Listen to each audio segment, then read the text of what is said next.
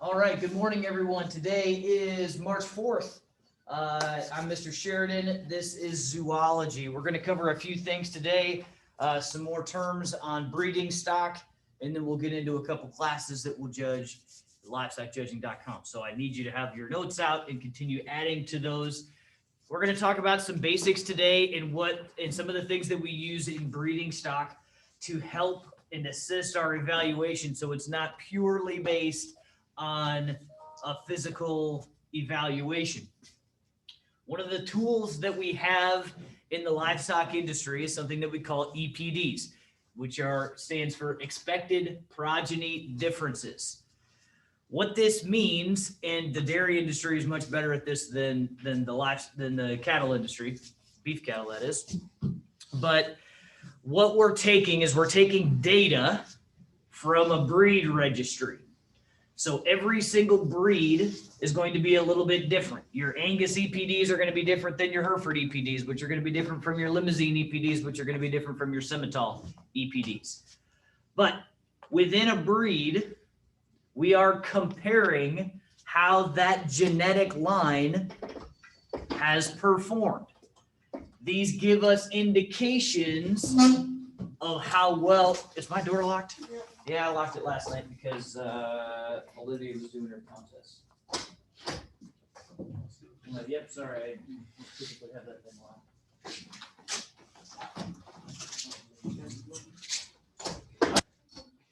So what these numbers do is that when you go to register an animal with a breed registry, if you've got Angus cattle, let's just use them as an example. That's the largest breed registry in the country.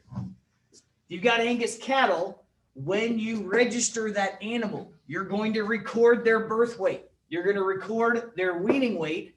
You're going to record their yearling weight, and you're going to record their milk EPD. You're going to give them a score based on what you actually see. And what we can do is, if we put enough data points in, we can start to get some indication based on that animal's genetics. So if we can see that a certain bull is raising a bunch of cattle's weaning weight, then we're going to start to use him, especially producers that are selling their cattle based on weaning weight or yearling weight, however it works for you. Typically, ranchers are going to focus on a couple of these different EPDs that they want to focus on. They're going to look for bulls that are elite in that EPD, and they're going to start to use them. So what these do, you'll see these you won't see these in market animals.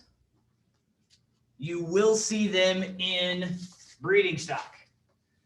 There's a number of other EPDs, but we're going to start with these to start. Birth weight, do we want birth weight to be high or low? High or low? What do you think? You want it to be high? Anybody pulled calves before? We talked about that.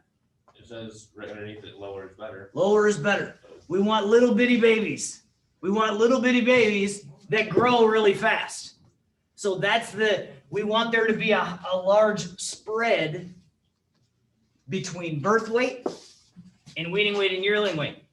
Ideally, we want little bitty babies so that cows don't have difficulty calving that grow really, really fast.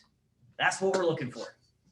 So we want these weaning weight and yearling weight numbers to be high because we sell livestock by the pound. We want them to grow fast. We want them to get to their end point as quickly as possible, particularly those that are going to market. But we want low birth weights so that we don't kill our heifers, especially. When you're breeding heifers, there's a lot of producers that are only looking at birth weight. We got to get a calf on the ground, then we get to start playing around a little bit and try to figure out how to get higher quality calves that grow fast and all that good stuff. But right now, let's just get a calf on the ground and get her used to that experience so that we can get her up and going. Milk, I wrote down here that higher is usually better.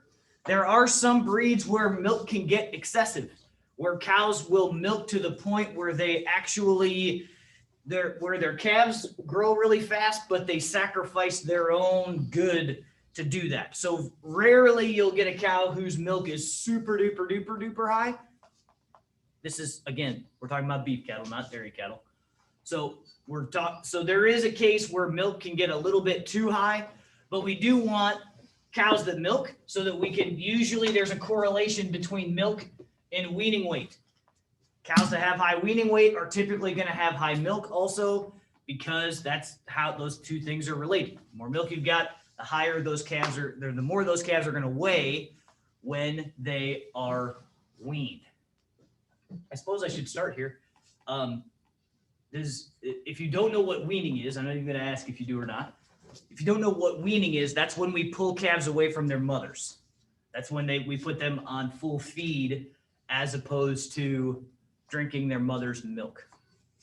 Typically in cattle, that's going to happen somewhere between 3 and 5 months or so, depending on the breeder, depending on some of these EPDs. Some of these calves are going to grow bigger, faster than some others, but typically after a few months, we're going to pull those calves away from their mamas and have them start growing on their own. Questions about EPDs, we'll talk about a few more of those as we go through here, but in a livestock judging contest, in some breeding cattle classes, they will hand you a piece of paper that lists EPDs for all 4 animals. And you're going to use that as not necessarily the end all be all. You're not going to score or judge that class solely on EPDs, but it does point you in the right direction. If you've got a tiebreaker, if you've got 2 heifers that are relatively close, one of them has a gigantic birth weight EPD and one of them has a more moderate, better birth weight EPD. Maybe that's something that you're using. You're factoring in these things into your decision.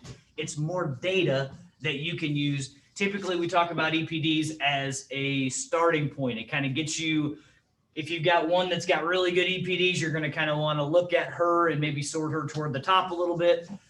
And then if you see her and she's a complete cripple, that usually doesn't happen, because the way that you get good EPDs is by being good quality stock. Good EPDs are typically an indicator that you're looking at relatively good cattle. Did want to talk a couple of terms here that we talked a little bit about yesterday. For those of you who've never heard the term navel, it's basically a heifer's belly button.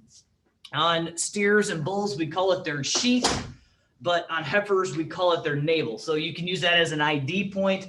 Some of these black cattle will have a white on their navel, or some, especially when you get into Bos Indicus cattle down in Texas and Oklahoma and in the South, there will be Bos Indicus, meaning Brahmin type cattle that have humps and ears and big old sheaths. You'll find that that you'll be able to talk more navel.